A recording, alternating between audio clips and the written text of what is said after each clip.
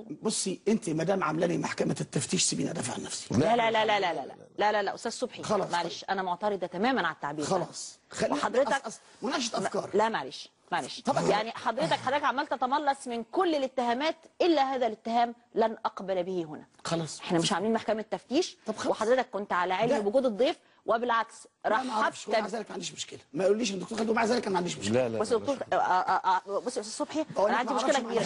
لا حضرتك تعرف والله ما اعرف وسالتهم اول ما دخلت. بص يا استاذ صبحي اساليه.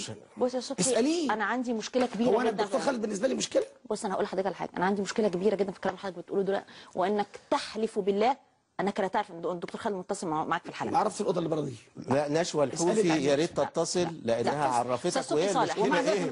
لا لا لا انا عندي مشكله انا عندي مشكله كبيره جدا في ده يا استاذ. لا طب هو هتفرق ايه ان انا تفرق كتير. انا بقول لك ما اعرفش لكن هيعمل ايه الدكتور خالد؟ لا لا لا اولا تفرق كتير في حاجتين، انك بتتهم المكان ده، والحقيقه ان هو كان منبر ارتضاه استاذ صبحي صالح وارتضاه الدكتور خالد منتصر.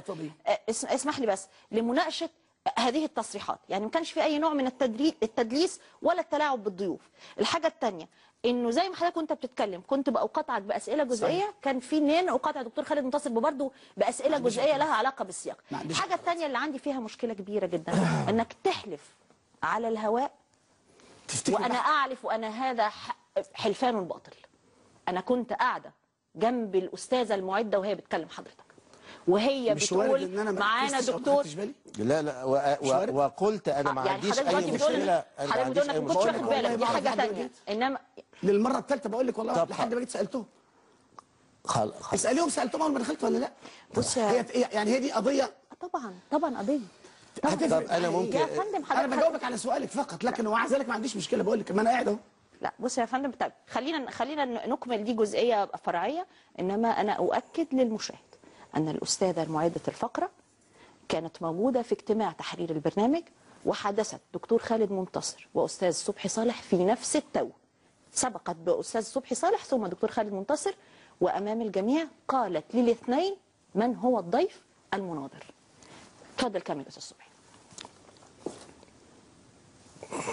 خلاص دي عبرناها يعني، خلاص حضرتك قلت اللي عندك قلنا اللي عندنا، خلاص تجاوزناه.